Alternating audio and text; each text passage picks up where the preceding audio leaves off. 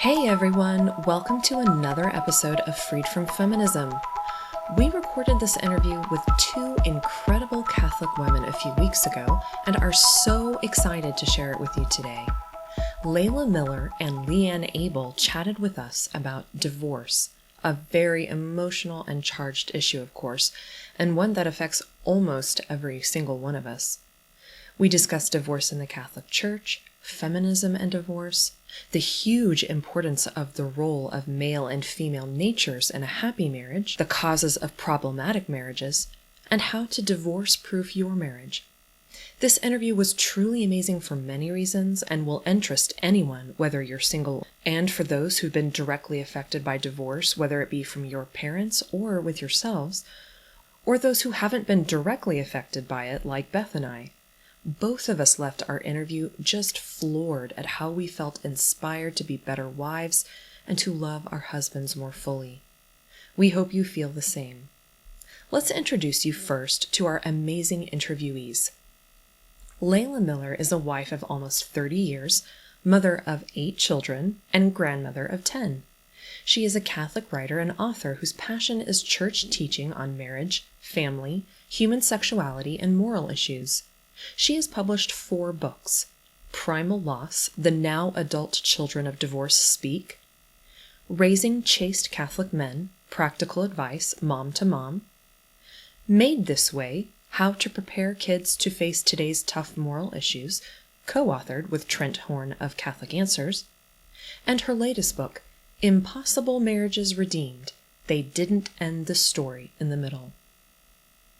LeeAnne Abel is a wife and a mother, earned a Master of Educational Administration in Arizona, co-authored a 3-year diocesan teen leadership program, which covers theology of the body, reproductive biology of men and women, pro-life issues, and bioethics. She is on the board for Bioethics Defense Fund, was a sidewalk counselor, and a manager for a pro-life pregnancy support center. In addition, she works as a marriage first responder, by helping struggling couples find their way to the help they need to get their marriages healthy again. And a quick note before we begin our interview. Leila's book Primal Loss brought forward many, many children of divorce that have never felt comfortable speaking before.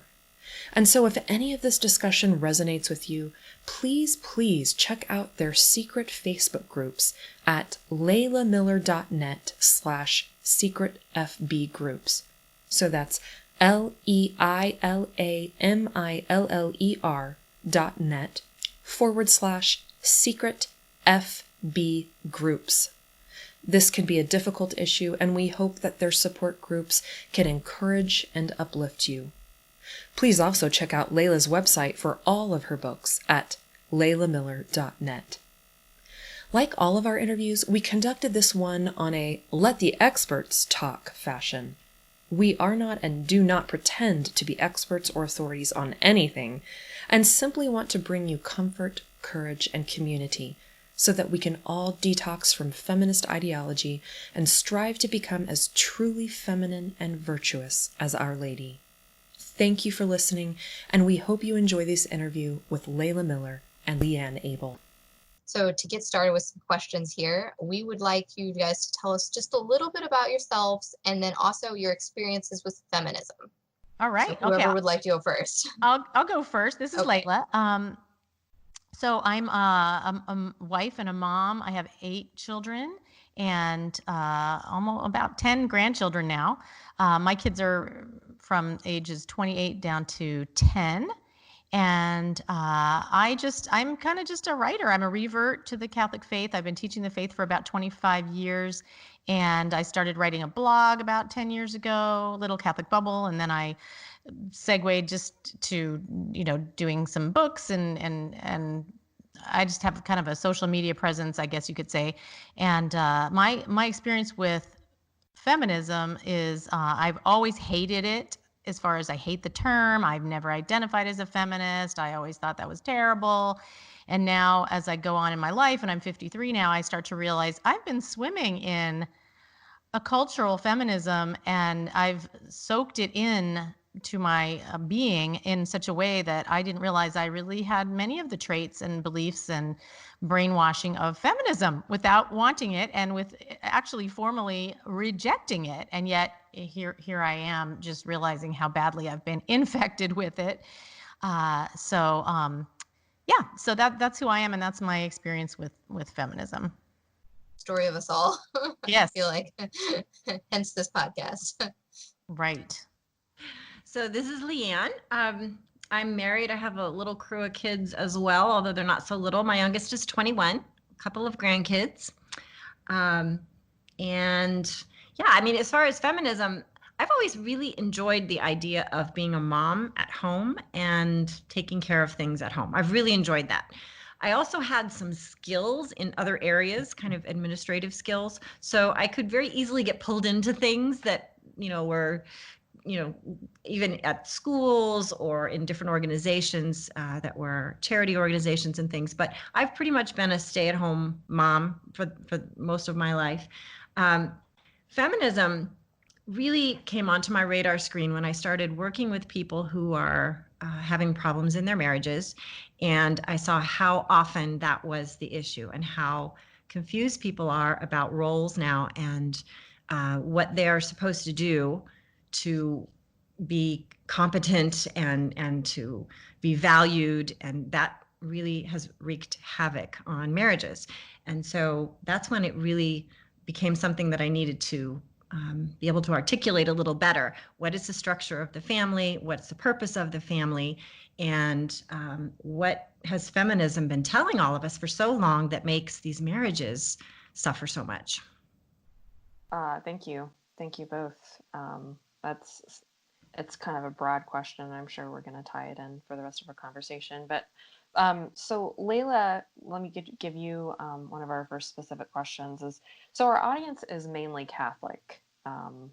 You have written 2 books now, correct me if I'm wrong, about divorce from a Catholic perspective. And I did a very cursory Google search about what the divorce rate is in the Catholic Church, which as of I think 2015, the New York Times said it was 28% of Catholics were divorced, which equates to 11 million people.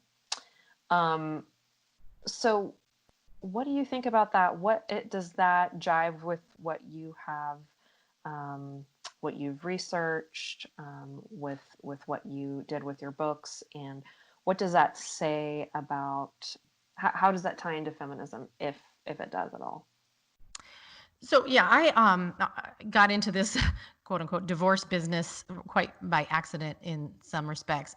So I have the 2 books that I've published on that are Primal Loss, which is subtitled "The Now Adult Children of Divorce Speak," and that's 70 people who just answered 8 of my questions that I thought up off the top of my head, and just gave me the pain of what it is. I'm not a child of divorce, and they gave me the pain that they've been living, and I was blown away by that. So that was kind of a really eye-opening thing. And then the most recent one that was an offshoot of that came from that is now my current book, which is called Impossible Marriages Redeemed. They didn't end the story in the middle. So these are the stories of hope, that it doesn't have to end even if it's a terrible marriage, and God can get you through to a redemption. So and those stories were very, very powerful, because that's how we used to be as a church. We used to know that when you get married, you're married for life, and God has a plan for that, and there's a reason that you go through the cross to the end. So what I have, my kind of catchphrase out of all of this, and just from also being a lay Catholic for 53 years and not knowing any of this divorce stuff and all the underbelly for, I've only known this for the last 3 years or 4 years. So I was part of the whole Catholic culture of blending into the secular culture when it comes to divorce. And I know for a fact, having lived the culture and in the church for this long, that Catholics are against divorce in theory, but they are not against divorce in practice. And that is, I repeat that often because I think we all can understand that. We're against it. We think it's wrong, it's bad. And then when it comes to our suffering loved ones or ourselves, if we suffer, we're okay with it because, of course, there's an exception for this case and this suffering.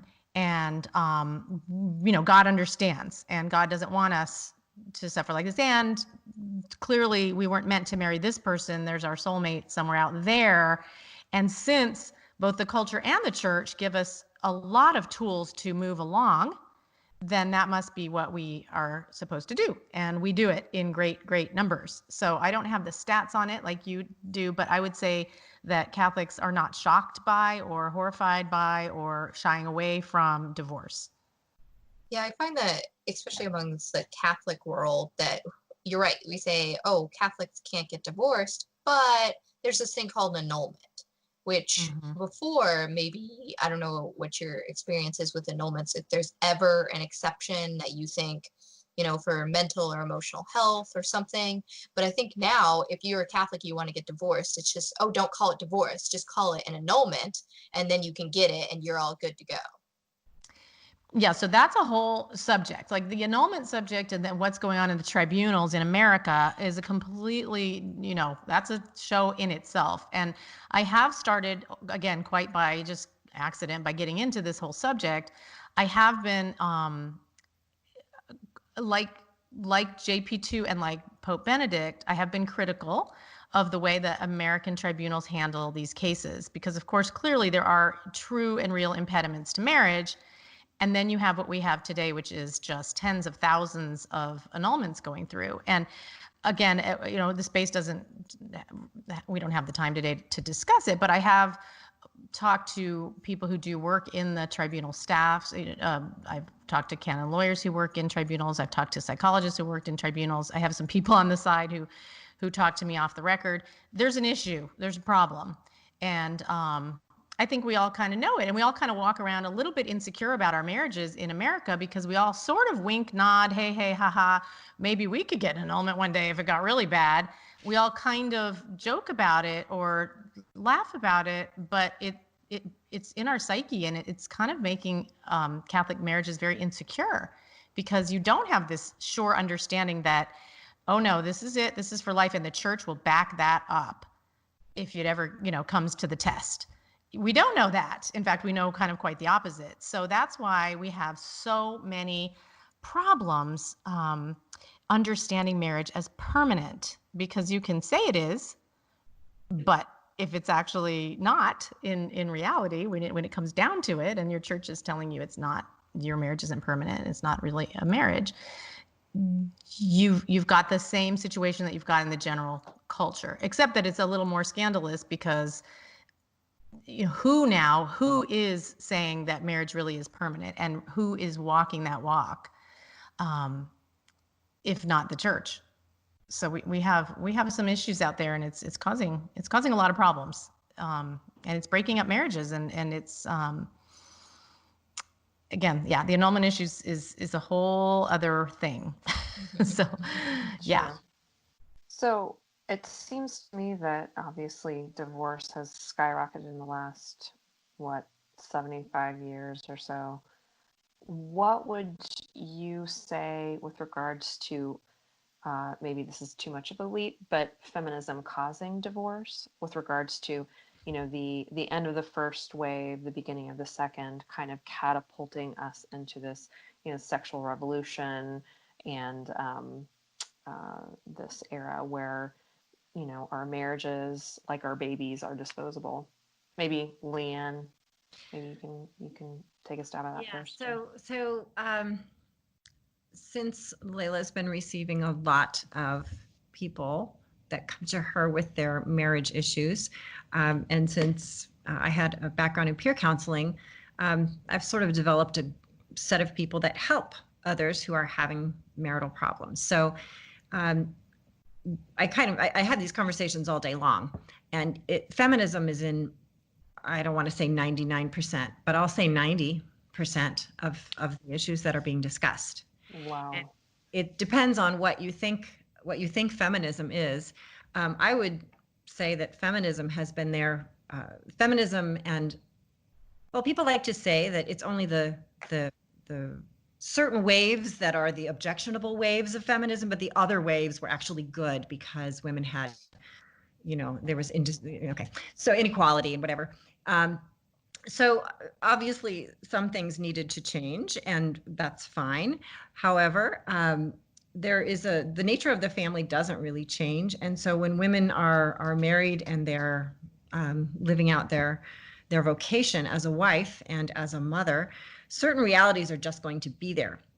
And so those seeds were planted from the very beginning of feminism, and they are growing in different ways and in different families. But now we're surrounded with a bunch of people in our circle of friends and in our families, all of us are, who are unaware that they are living out feminist ideas.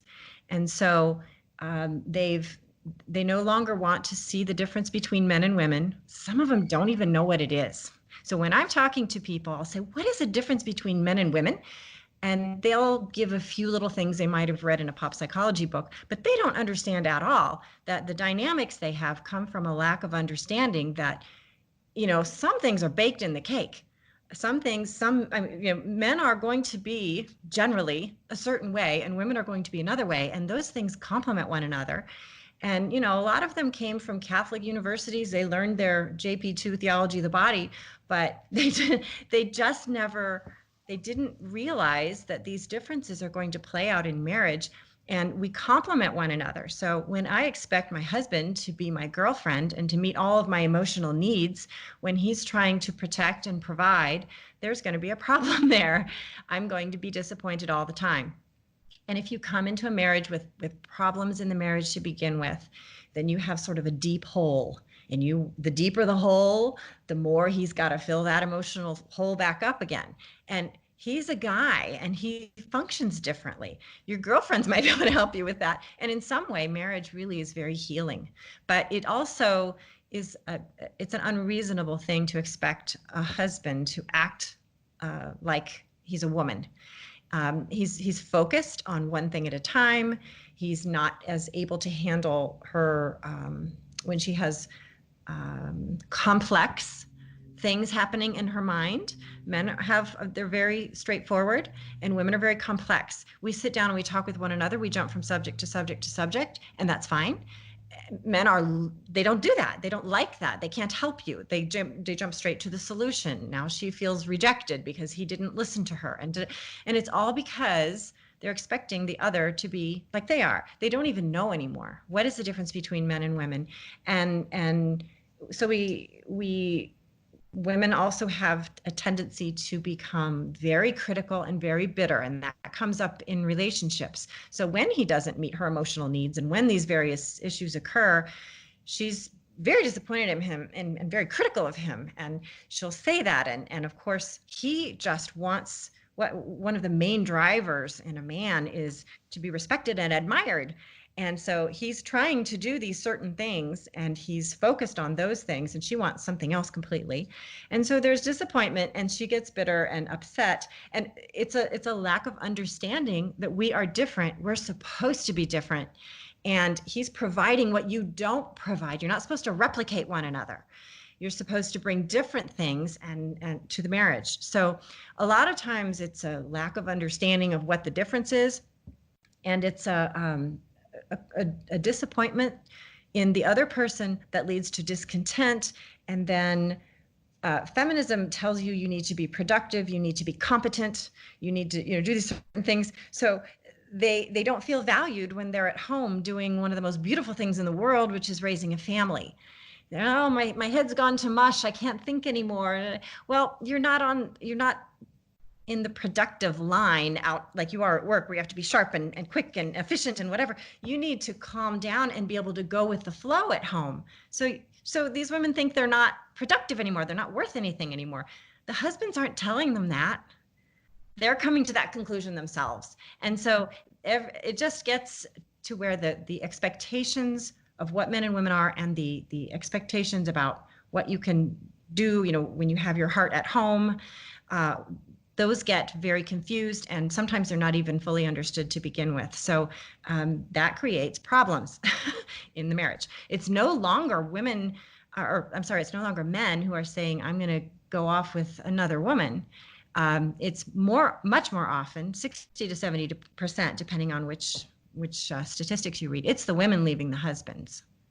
And so that is a whole new phenomenon. I don't doubt it at all. And when I'm speaking with people who are in trouble, these are only the people that I've spoken to, but when I speak with marriages that are in trouble, even when it's the man leaving and he has developed another relationship, he usually picks a woman who is very feminine, very at home, very much wants to be his cheerleader, is not, it's not what you might think. It's not some bombshell out there.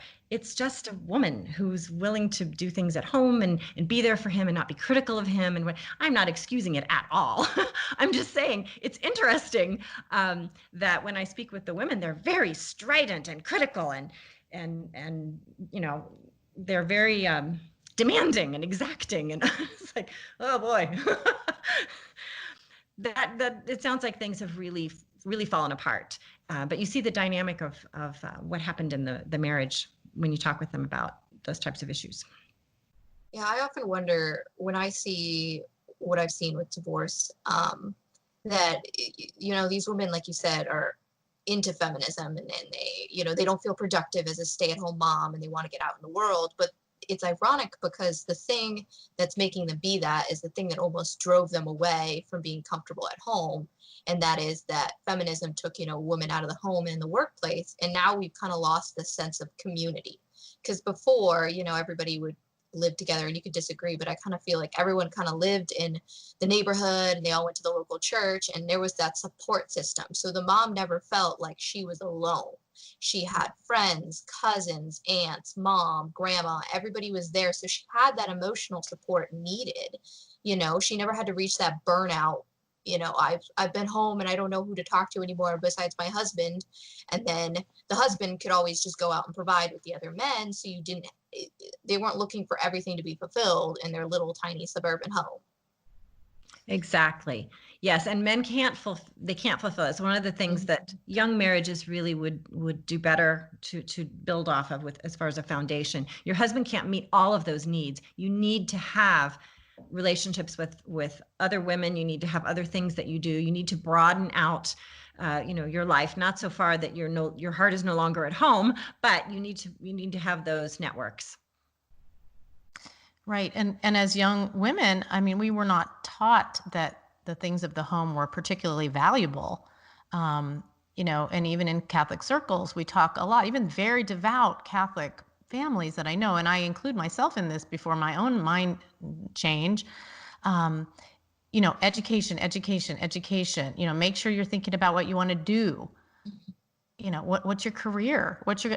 Well, I mean, the nature, I always knew, just because I was weird, I guess, but I always knew that I wanted to be a stay-at-home mom. I just knew that.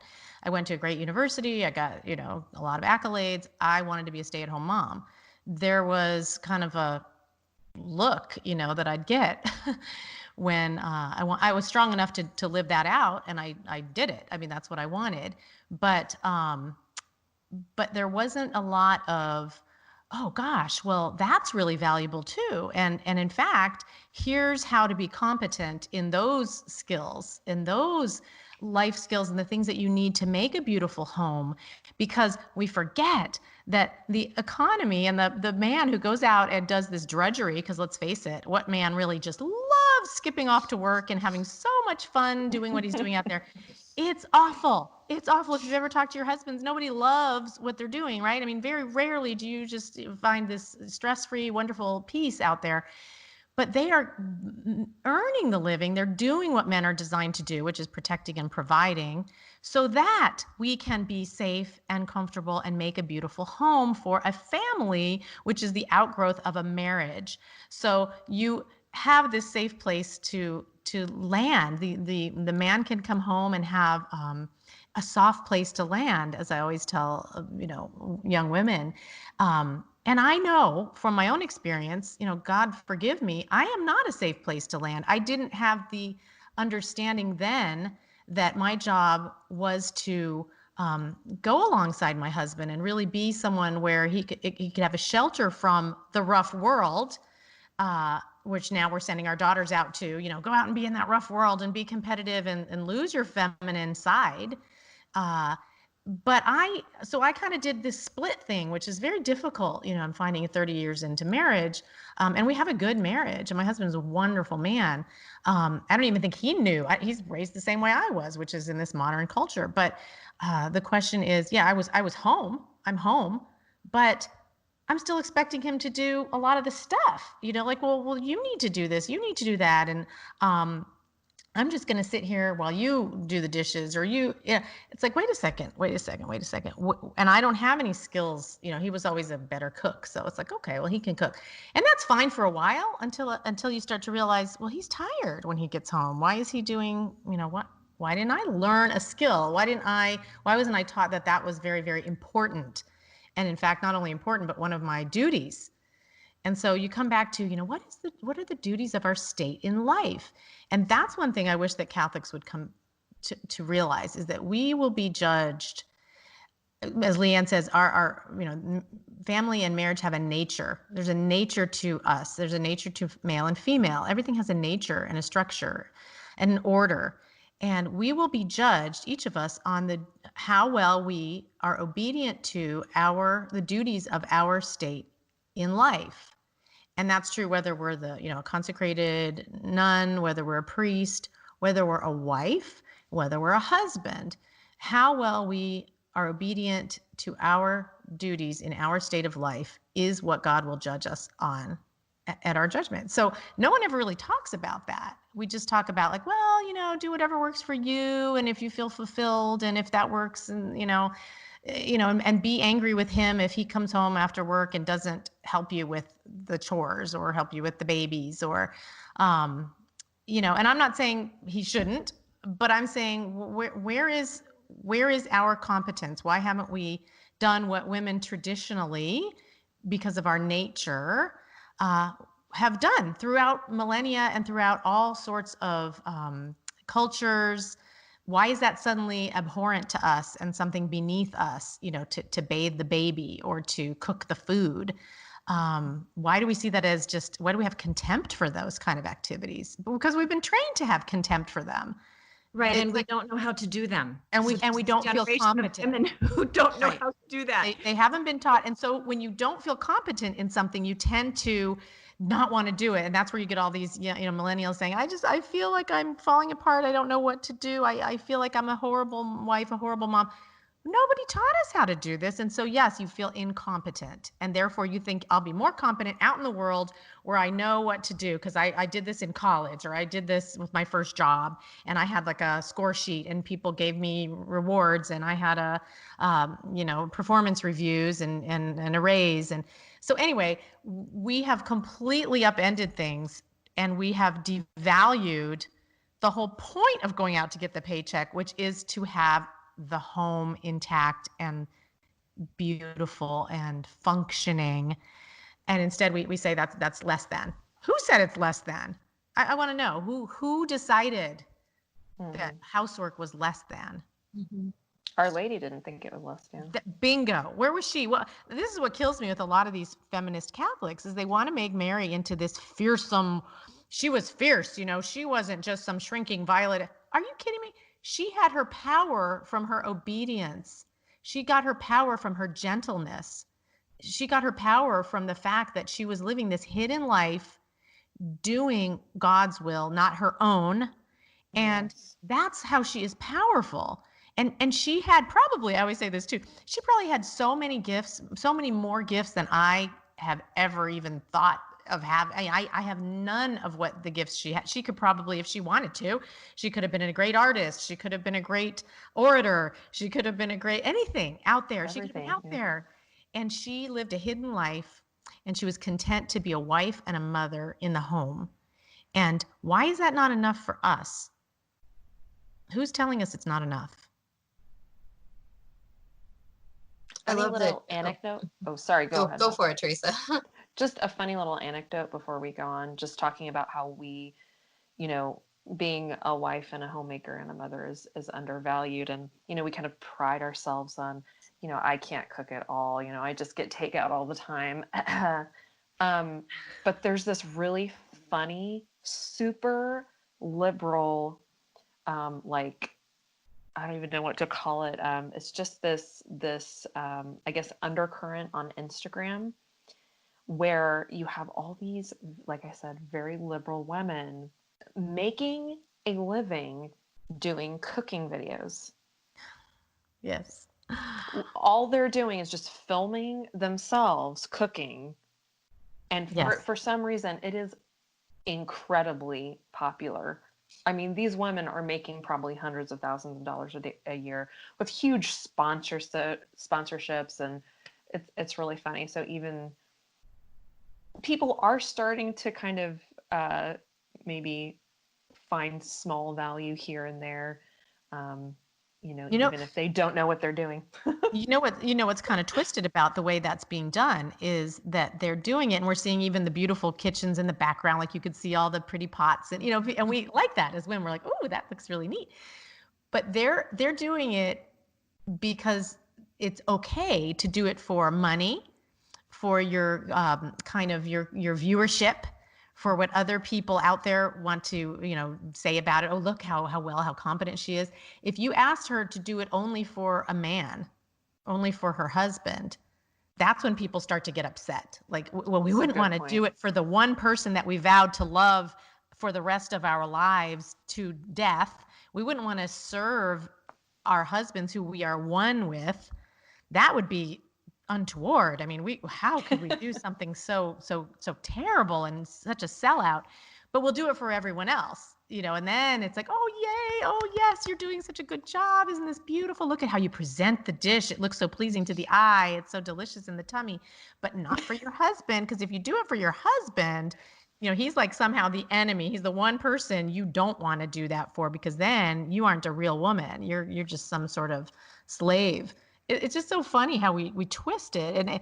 And that's how the devil works. I mean, he inverts everything good. Everything is an inversion of how it should be. It's an inversion of the right order. But yet we still see we're drawn to it. We're drawn to it. It's like I always talk about when I had my first blog, I talk about this woman. She was called College Student. She's not a college student anymore, but we still kind of talk every now and then. But very liberal, very much in the world, very pro Planned Parenthood, the whole bit, not Catholic. And she said, when they talk privately, she and her liberal corporate friends, now they're in the corporate world, they always wanted to talk about marriage and babies.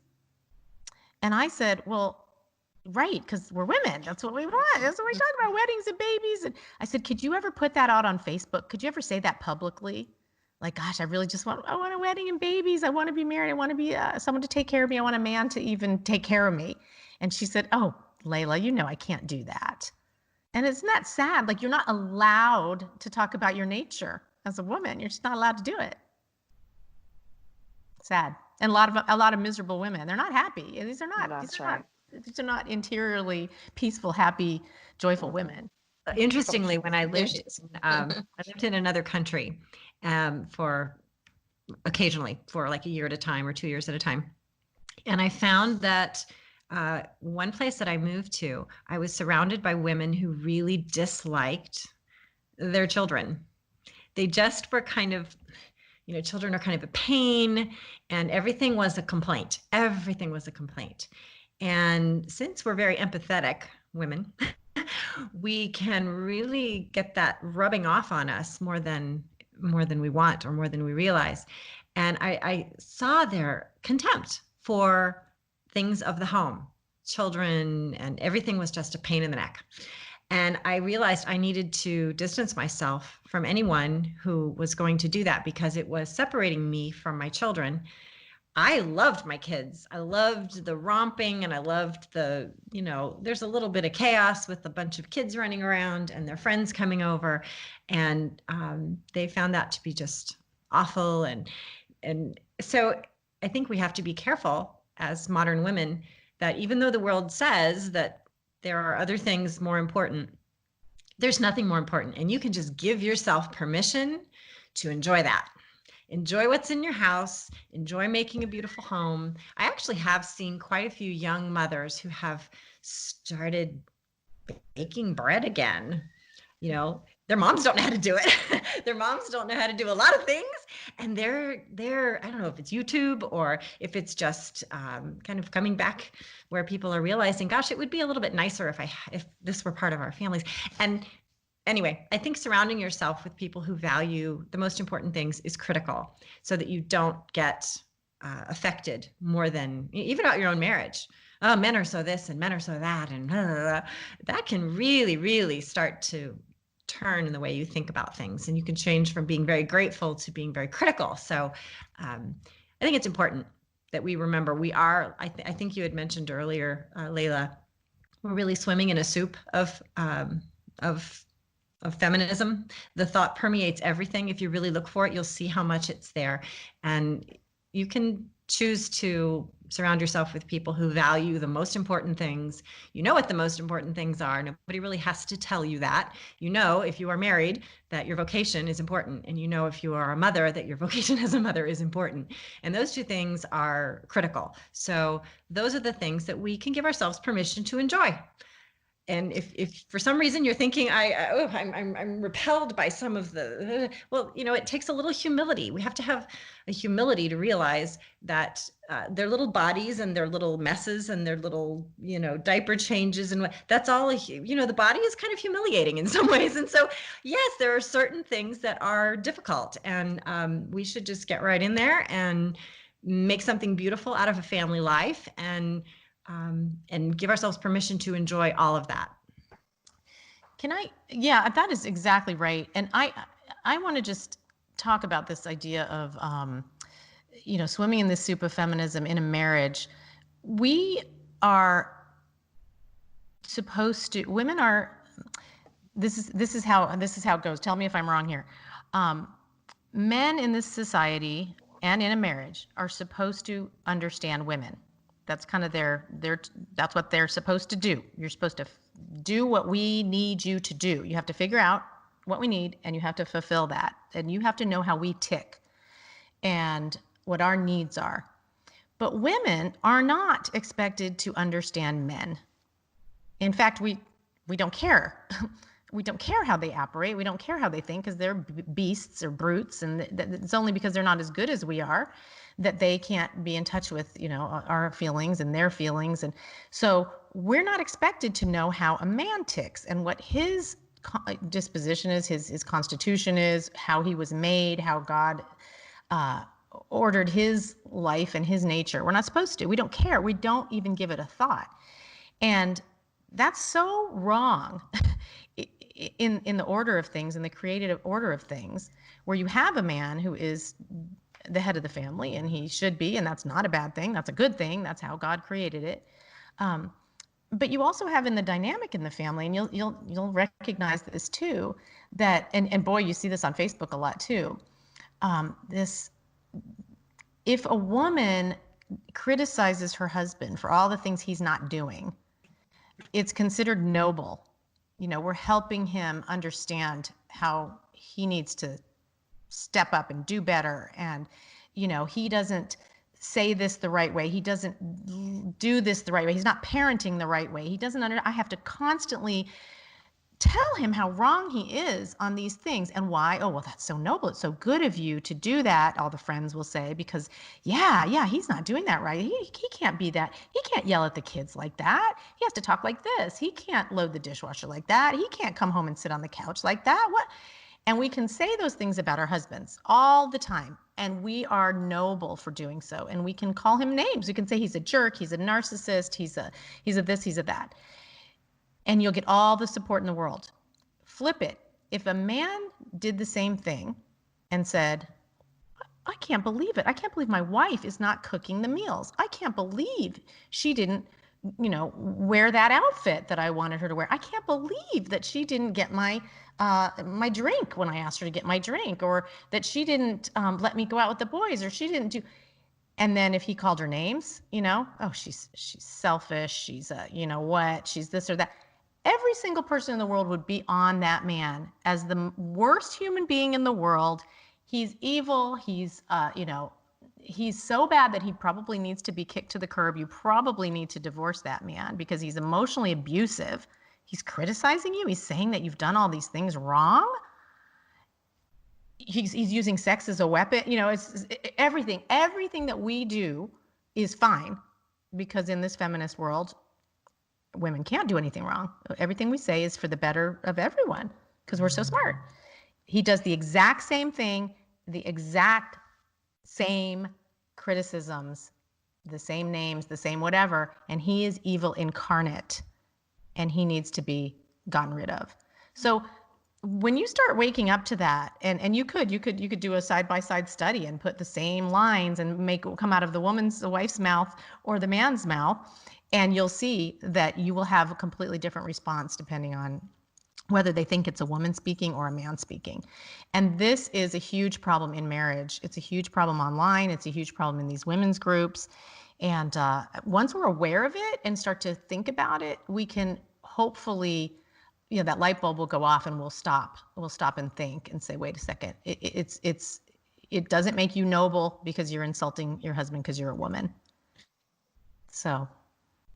Well, and feminism will tell us two things that I don't think make sense. One is there's no difference between men and women. And the other is women are so much better. Contradiction there. And I can't, you just bounce back and forth between everything that flows from that, because the reality is that men and women are different. They're so different, and they fit together so beautifully. And when you have a family and you have a marriage, you have people bringing different things to the table that complement one another, and you have typical things that men and women are going to do wrong. We tend to do certain things as women, and men tend to do certain things. And if you start talking with someone about a problem in a marriage, if this is not a person who is, let's take abuse out of it when we've got some horrible thing happening. But if you just have a difficult marriage, you have usually someone who's complaining about a million things. Now, the fact that this person can be that critical about that many things may be part of the problem, but it's all put on the other person. And so you can guess whether it's the woman or the man who's making all those complaints. Right. We have tendencies to want to control. We want to control everything. We want to tell everyone how to do everything. We turn into a kindergarten teacher when we're talking to our husbands, and we talk to the husbands like they're children, and let me show you how to do that. And we don't talk to them as the men that they are. And so we have our own set of issues that we should probably look at as women. And once we have those under control, could be that a lot of things become less of a problem. But if you ignore that there's a difference between men and women, but you demand that the women are in the forefront and in control, it's never going to make any sense, first of all, and it's not going to work. We are our church, the Catholic Church, if you're a Catholic, is patriarchal, and so is the family. And that just makes people go into seizures. They cannot handle that. They can't. And it works so beautifully like that. It doesn't mean that women become doormats and men become horrible. That's not it at all. That's not doing it well. That's doing it wrong. So, if we would understand how it actually works and embrace it, then we could, look at our own issues. What do we tend to do wrong? Where is if you're talking about someone who lives a life of faith and they really want to live in accordance with their faith, right? So if I want to do that, I have to first of all accept a certain amount of suffering in my life, because that's what my faith is actually built on. So I need to do that. And I can't assume that everything is going to be presented perfectly for me, as if I was walking into an office job where I can make my list of demands and I can go to the hierarchy and get this out of it if it doesn't work. And I can, that's not what it is. In a family, you're saying, I accept you unconditionally, just like, God kind of accepts our sorry selves. And there's a permanent bond there so that we can stay together even when the other person is working out his or her issues, even if it's addiction, even if we're not going to kick that person to the curb. We're going to say, all right, I've made a permanent vow to help this person through it.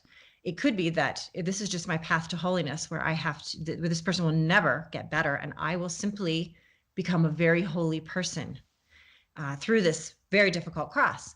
But if you go at it from a feminist perspective, this is unacceptable. All of everything I just described is unacceptable. This cannot be.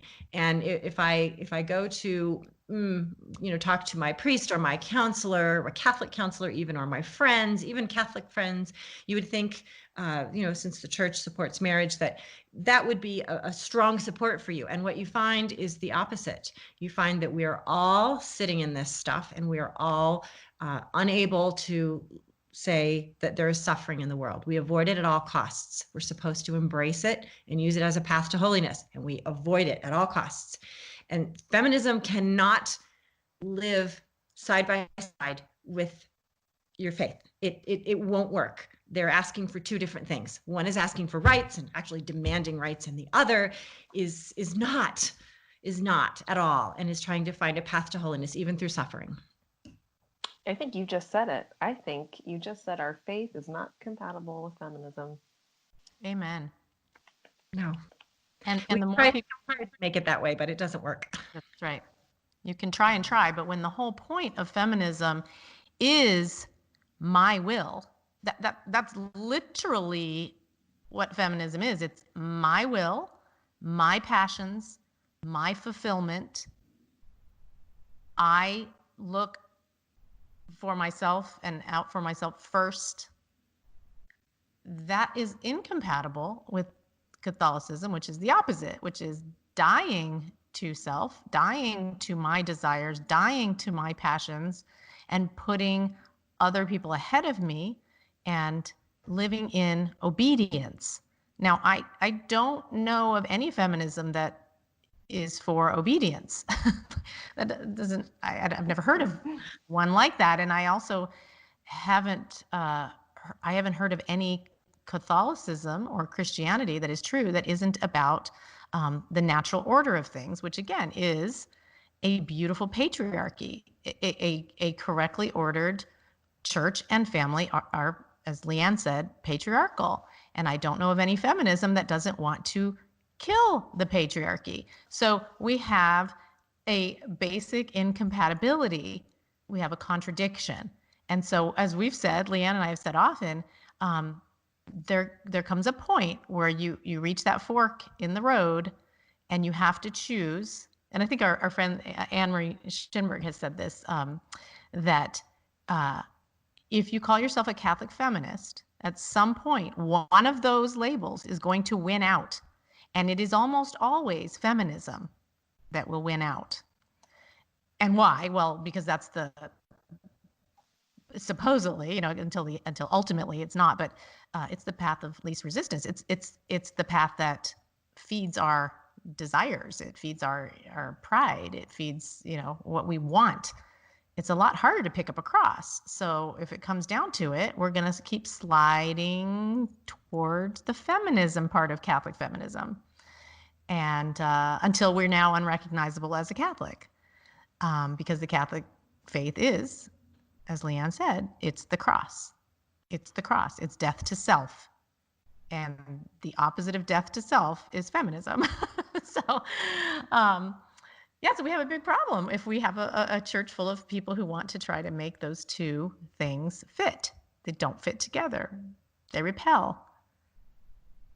It's interesting because when you tell Catholic feminists that, they say, oh, but feminism is helping women. And you're like, well, Catholicism helps women. Helps you mentioned women, Mary yeah. and everything. But yet they're so adamant. They have to keep defending feminism as if it's like the only thing that could ever give women any dignity, Right. We had dignity as women long before there was a feminist movement, and because we're Catholic. Again, if any good has come from, if we can find any good in feminism, it already exists in Catholicism. So it's just an accident. It's not part of, the substance of feminism. It's actually already in existence, and you didn't need feminism to find it, to bring it in, because Catholicism is the truth. It has everything we need. Right. And feminism sometimes becomes this bucket into which people put all of their wishes. And they say, no, this is feminism. Someone else defines it completely differently. But that's feminism. And a lot of it actually is already addressed. It's just, it's in the faith. It's already addressed. But they come up with their own, well, this has to be fixed in the world. And I've heard feminism addresses that by, its demands. And so that must be the way to do it. And sometimes requiring that everything else in the world change and requiring, equal rights or equal, we're not the same. We're completely different. And so men and women are completely different. So it can't ever be the same. And so that demand is well, it's not, if it's in the bucket, it's not going to be the way to handle things. It was already there in a different way, a more effective way. It might not be getting exactly what you want the second you want it. It might be through, as we've said before, through suffering, but through sacrifice, which is for our own good anyway. We don't realize that until much later. Where is sacrifice in feminism? I don't remember that part in feminism. And even this talk of rights, like I had this discussion with my 19-year-old son who, he's really feeling the weight of a culture that disdains men.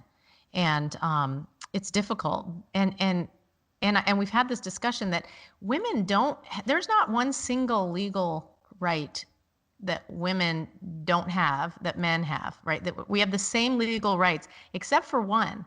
Women have an extra right, quote unquote, right. They have the right to kill their children. So we actually have, quote unquote, more rights than men in this society, because if a man wants to save his child from a violent death, he can't do it. He has no right in the law to do that, but a woman does.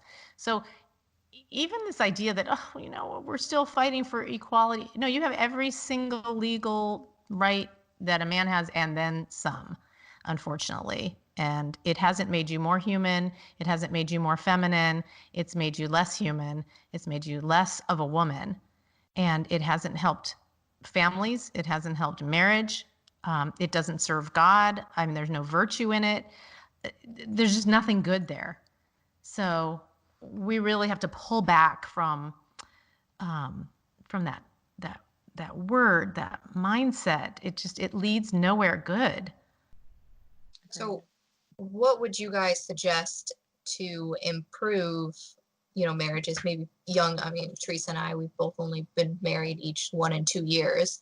How do we kind of fix that mindset? What do we do? I mean, because right now, like, I just had a baby, and you had mentioned before, Leila, about how we don't know how to do all of this. I mean, if I had a nickel for everything I Googled, like all these stupid questions about taking care of babies, which probably aren't stupid, but nobody taught me how to do that. And here I am with this child, and then there's more pressure to put pressure on your husband because you're just here, and you don't have this. I mean, I was lucky to have some community, but what do we do to prepare ourselves for marriage? And if we're in marriages, what do we do to improve them? LeeAnne, you want to take this? Because you're dealing with these people daily who need help. The young marriages, they need to realize that each spouse is going to change over time. And so as you encounter different things, you're not going to be very good at handling them. And there are going to be issues that come along. So what we think is when we get married, we've pretty much grown up. We are adulting like crazy here because we got through that marriage and the wedding, and we are done. Here we go. I have grown up now, and I'm ready to rock and roll, and I'm going to know all the things, and I can do all the. I mean, I'm an adult. I've been, I turned 21, and people said I'm an adult, and it's really interesting because until you have the weight of the world fall on you, which is, how do I handle this argument? How do I handle do I take this kid to the doctor or not? When you have these, that feels like the weight of the world. And then you realize that you're not as good at things as you thought you were, and you're just starting to be an adult. And so you're going to go through a lot of phases, and your husband is going to let you down big time. He's going to make some really stupid decisions with your family's money.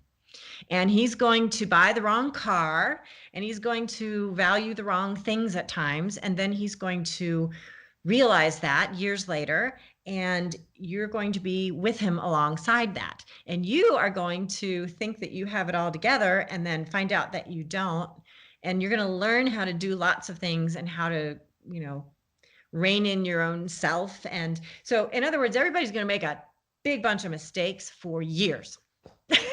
And as you're making those mistakes, your husband and you as a wife, you're going to be there for one another as you grow up more. You grow up more and more, and then you go into different phases. And then one day you're at the end, and you have grandchildren who love you and a legacy, and you look back and you say it was all worth it. So if you have that as your perspective, you're going to be in this always with this person.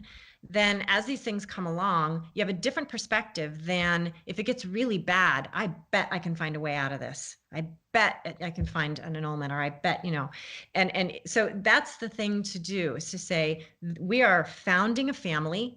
We are like you found a company, or you found, civilizations are founded. Like, it's a big thing to found a family. So there you have your family, and it's going to have a legacy, and it's going to be, kids are going to come over to your house, to your grandparents' house, when you're grandparents, right? This is a big deal. And it's going to go on for a long time. When you have that kind of a perspective, and you expect it of one another, then as things come along, you say, okay, what do I need to learn from this? Boy, did I always want to smack people when they said this to me. Okay. But what is God trying to teach me during this? I hated hearing that. Because I always figured, it was the other person who was making a huge blunder here. It could be in a friendship or a marriage or in your family. The other person's making a huge blunder. But really, how do I learn to deal with people who are not perfect? And because it'll be my turn here in a hot minute, and I'm going to really mess something up, and I really expect that person to help me through it and get me out on the other side. And so there's a lot of humility involved. And as far as learning all of those things, you learn them over time. And anybody will tell you when they handle their third child, it's completely different than their first child. It's just normal that it's all new, and that you're going to grow in those skills. So we feel like we should be the Instagram mom the day we get married, and that's just not realistic. We have a lot of things to learn. You're going to be a better, whatever, baker or whatever, much later in life. You just can't expect that. And we want to skip over all those difficult times, and we want to just arrive at the living perfectly from now on. And that's not realistic. So the other thing, though, is in relationships, you're going to have lots of problems where you'll discover in yourself and in your spouse that there are weaknesses, and you might have to live with them. They might be the unfixables. He might always be the one that wants to spend all the money, or you might always be the one that wants to spend all the money, and that might create problems. And you might die having never fixed that. And that's okay. So some of this stuff, I think you just have to really have the long view. Now, if there are some real problems that have come in at the beginning, I really, really, really hope that people start to address those right away. So, if you have a very bad atmosphere, things are starting to veer off, you do want to address those very early and take them seriously, and say, this is what I think is a healthier way to do this. We're building up our family culture now, and screaming around the house might be something that one person grew up with, and it's totally fine. It's just how you say your things. And the other person might be like, oh, that is killing me. And so there are certain things that, it would make for a better life if you could address them early, instead of saying, well, 15 years down the line, I never said anything. So that is not what it means to be submissive to your husband, for example. Realizing your husband is going to say a swear word and is probably going to lift his voice every now and then, that's because he's a man. And at some point he can't anymore. And the kids will see that and they'll be like, whoa, there's a point at which dad will get really upset, and I don't want to push him to that anymore. But it doesn't, if he raises his voice, that doesn't mean, we might not, but we're different, and that's okay. And then you also have the really shrill moms who are screaming all the time. So I don't want to say women don't ever yell, but I'm just saying, there are going to be some things that come along, and if they're really serious, you want to get some mentoring If you're married to someone who is an adult child of divorce, there are going to be some other issues. I would strongly suggest taking a look at that and getting a little bit of healing if you've had that in your past or your husband's past. I tell people this all the time now.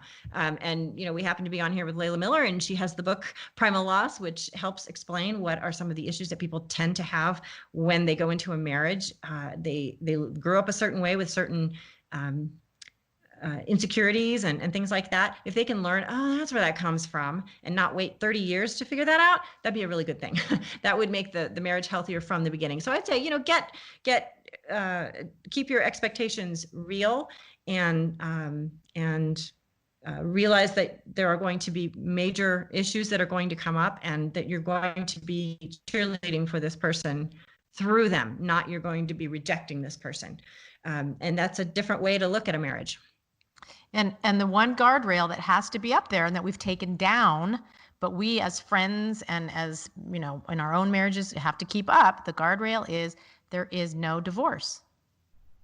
So if you know that, now you have a whole new set of options. Now what? You've taken that off the table. But if the guardrail's up, then you can deal with it, and you can have this permanent commitment that goes through, which is what God intended. So we've got to be very careful that, especially with our friends, because every marriage is going to hit a hot spot where people are going to say, why did I marry this person? This was a mistake. Somewhere along the 50 years, that's going to happen probably more than once. Seasons happen. And as long as that guardrail is up, you're going to get through it. It's going to be fine. You'll stay on the road. Don't be that friend. You have to be the one voice that says to your friend, I'll help you. I'll support you. We'll find a way. We'll find a way to, make this work and make it better. But there's no divorce. And that can be enough to save a marriage. Just one sentence, let's do it. But remember, this commitment is for life. So be that voice, because all the other voices, even in the church, are going to say something else. I remember as a child, maybe 12 or 13, just about what you just said, Leila. It transformed my world when, after a particularly intense fight that my parents had, afterwards they took me aside and they said, we may be fighting, but you have to know, no matter what happens, we're never divorcing. Ugh. We will never divorce, ever, for any reason. Wow. Ever. Yes. And I cannot tell you the peace that I still remember it to this day, this peace that came over me, that I was like, oh, wow, okay, well, go ahead then. Yes. It's almost like, isn't that almost like God's love? Like you mess up so bad, but he's not going to abandon you, and he's not going to stop loving you. And that's why marriage is this little microcosm of God's love. I mean, that is what it is. It's I love you to my death. That's what Christ, the ultimate spouse, said. And I mean, my parents were wonderful. I lost my dad last August, and they were married 55 years and volatile. My dad is an Arab. It was quite a marriage, it was quite a Mediterranean type thing. And my mom, little girl, grew up in Ohio as a little, Ohio Protestant girl, converted later. But anyway, so we had this yelling sort of thing that always went on, and is normal to me. But it was always, my parents always said, we don't believe in divorce. We don't believe in divorce. And now looking at how my mother just grieves her husband, and it didn't matter that they had, this crazy, because it was very stable. Like, I don't know, it's almost like this oxymoronic, it was there was a lot of volatility, but it was incredibly secure, very stable. And never did I have any fear that this would fall apart and my life would, split. So I hear what you're saying, and that's a gift. So everyone who thinks they're doing their kids a favor by getting a divorce, because we'll stop fighting then. It'll be great. It'll be great for everyone. No, you've just put that child on a path of destruction. It's not what you think it is. So thank you for sharing that. That's a really beautiful little vignette of just peace and that playing out of marital love, which reflects God's love. It's just, and look how you as a child, you just were flooded with that peace. It was particularly astonishing, also because we were all Protestant and kind of a crazy sect of Protestantism too. Like, they didn't have to say that, and they certainly didn't have to live it too, because it was extremely, extremely prevalent in our family group. But I know we're already at an hour. Can we end with one more question, if you guys have time? Sure. Okay, great. Well, so we talked about divorce and marriages and all this wonderful things, and I really appreciate everything that you both have said. It's been really quite edifying for me, certainly. So I really appreciate that. But we have a lot of single women who listen to us, and so how would you advise them to perhaps divorce proof their searching for their future spouse, and how they should, kind of both look for someone who will lead them, as a Catholic male should, but also identify in themselves the feminist characteristics and ideologies that have probably unknowingly permeated them, to kind of work on ahead of time, before they make this vocational commitment. Well, I have a couple thoughts. One is, when you are going to get married, you have to go into it saying, I will never let anyone be a wedge between me and my husband. That's critical. I'm not going to let anyone, my family, right, no matter what kind of a family you came from, nothing is going to be a wedge between me and my husband. And so, can you define that a little bit? What do you mean by a wedge?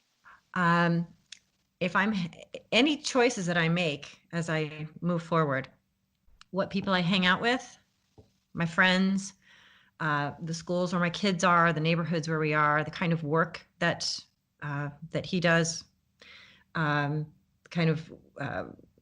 anything that I get involved in, anything that, just your faith life, nothing is going to be a wedge between me and my husband. And so it's always going to encourage me in that way. And if it doesn't, I need to distance myself. So when you first said, what would you say? I would say there are a lot of people who are looking to get married that are coming from broken families. And so they are already a little bit afraid. So many of the families that I work with that are having problems in their marriage, they have a child who's about to get married. So they have older children, and these children are terrified to get married. So there are a lot of people who are just afraid to make the commitment. So you'll find now that we have fewer divorces. We have people not getting married at all. And that's the real problem. They're terrified of commitment because these marriages that they've seen have not worked out. And so you need to kind of figure that out in yourself, that marriages can work out, that there are, you just have to set out that that's what you're going to do and make sure that that's what your spouse believes as well, and not let anything come in that's going to derail that. And I think that's just critical. It's just critical. And as you go through even how you handle your wedding and things like that, this is your husband and it is you, and you're entwined now, and you never let anything come in that will break it apart. Anyway, I would say get some healing if you come from a broken family. Get some realizations that your family is not the same as your family of origin, and you can go two ways. You can say, well, I'm going to probably make the same mistakes as my family, and or you can say, I absolutely will never do what happened to me, to my children, and that's a good way to go. It's hard, but it's a good way to go. Yeah, and I would just say, if you can remember, especially young women going into a marriage or wanting to, remember your nature. If you can remember that your nature is different from a man's nature, and if you can remember that you are more relational, women are more relational, We understand emotions better. We understand emotional cues better. If we can remember that that's a female gift, that's one of the beautiful parts of our nature that can, of course, go wonky and be distorted because of the fall. But that's something to be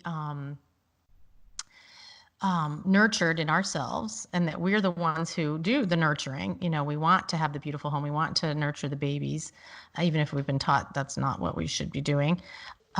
So keep your nature in mind. What is it that how did God, I'm going to kind of look through scripture. I'm going to look through the writings of the saints. I'm going to look through the writings of scripture and, I'm sorry, in the church. And then remember that a man's nature is to protect and provide. So he's built like a warrior. He's got bigger muscles. His voice is deeper, so he can scare people more with a voice that is designed. Why?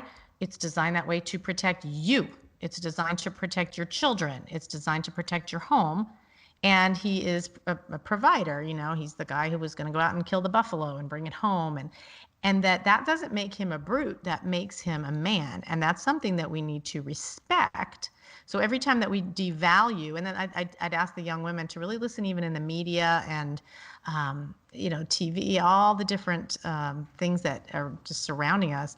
Every time a man is devalued because of those traits, because he's stronger, because he's got a louder voice, because he's more toxically masculine or whatever, to remember to thank God that that's his gift, that is to be respected, not derided. And if a woman can start to fix that in her mind before she gets married, she could actually appreciate what he does when he goes out to work and what he does when he has a louder voice in correcting the children. That's not a bad thing. That's a gift because he's a man. So again, if you can respect someone's masculinity, if you can respect your husband's masculinity and not want him to be feminine like you, you're going to go a long way to having a happy marriage, because you're not going to expect him to be something that goes against his nature. And you're not expected to be someone that you're not made to be either. So that to me is just huge. And I wish that we could get that message out to every woman out there, every young woman. That's beautiful. Can I add something to that? When women browbeat their husbands and they require them to toe the line the way she wants it, they create these husbands who they no longer find attractive. So they're literally requiring of their husbands that they do things a certain way. And the men, as they give in and start to be the emotional, be the woman in the relationship. I'm serious, it happens. So she's requiring that this becomes her girlfriend. She's not encouraging the manliness that he has, which she actually found attractive. She's encouraging him to become more feminine. And the more she creates this monster, the less attractive he's going to be. So she's about to not like what she's done. And that's a real forewarning for a lot of people, that if they could respect and build this man up to be he's not going to be perfect in his masculinity, and we're not perfect in our femininity. So don't pull all of that down, that masculinity. Help build it and help encourage it. I always say, be his cheerleader, be his trusted advisor, come alongside him and help him be that man. And then you will really admire him. And that's what he lives for. He really lives for that. So, and want to create the man that you're going to love later, not someone that you no longer find manly. And I'll throw in this last little thing too. There's a hormonal component to this. I love Dr. Christine Bacon. She has a book called Super Couples, and but she goes through this cycle of if men, they're very simple, and they're not. That doesn't mean they're dumb, but they're very simple. And if a man can please his wife, he's a very happy man. All a man really wants to do is know that his wife can be pleased, that she can be pleased. And if we make ourselves women who are just never pleased with what he does, like, he hangs the blinds, instead of saying, hey, that looks so good, thank you so much for doing it, and we add, I wish you would have done it 3 days ago. Okay, so right then, hormonally, when he cannot please his wife, his testosterone goes down. And as his testosterone goes down, he's less able to please his wife. She feels less loved. As she feels less loved, she criticizes him more. His testosterone goes down. I mean, it's this cycle that goes around and around. Instead of her, oxytocin going up and his testosterone going up and everybody being happy with each other. So be a wife. That's another thing just to say to these young women. Go in being a wife that can be easily pleased, that your husband can easily please you. Be a cheerleader, like LeeAnne said, but don't be a critical, nagging person, or your husband will, like you said, LeeAnne, become someone you don't want to be married to anyway, but you've kind of created that monster. And I had that. I'm going to leave you with this little anecdote. About 10 years into my marriage, I had this epiphany because, nothing my husband could do was right. And, here I'm kind of laying myself bare here, but I was one of those women, always just like, oh, why'd you choose that? Why'd you do that? What? And he had planned something, a really wonderful thing. He had planned a surprise trip. And I was like, oh gosh, I don't want to go on that trip. And I saw this look in his eye. He didn't say anything, but I saw this look in his eye. I can't even describe it. And in a split second, I had this epiphany that it was all me. And I thought, my gosh, this poor man, if he had married someone else, he wouldn't have to be this miserable. If he had married someone else who could appreciate him. And I remember thinking, I did this. I made him this person that I now have contempt for. And it was the biggest epiphany. And it was also at that time that I decided, because my dad he was a very strong figure in my life. I also decided I'm also going to side with my husband and listen to him first and foremost before I listen to my dad. Because I was like 30 something at the time and still a daddy's girl. And it was confusing to my dad. I'll never forget. It was painful. It was confusing to him. But it was the right thing. And it didn't mean I love my dad any less. But the man in my life was my husband. And you make that break from your family of origin. That is huge also. So those types of things are just little hard-won wisdom that, used to be common knowledge, I guess. But we just need to reiterate that for these young women coming up. Wow. I feel like we could just keep on for another 4 hours and still not. This is cover fantastic. everything. And that's what so women much. do. And that's another thing. That's what women do. We could go on for another 4 hours. And we have to remember that our men would stop at the first, 5 minutes and be like, okay, let's go get a beer, So What are the three bullet points? The guys want the three bullet points. We want let's go. Yeah. Talk for hours. Let's paint you a picture. All right. So thank you so very much, you both, for joining us today. This has been, just incredible. And I really hope it helps our listeners. It certainly helped me on a personal level. Wow, I wasn't expecting this. It's been really wonderful. So thank you again for joining us. And again, we will link to all the books and the websites in the description below. And hopefully we can have you on again soon. Thank you so much. It's been wonderful talking to you.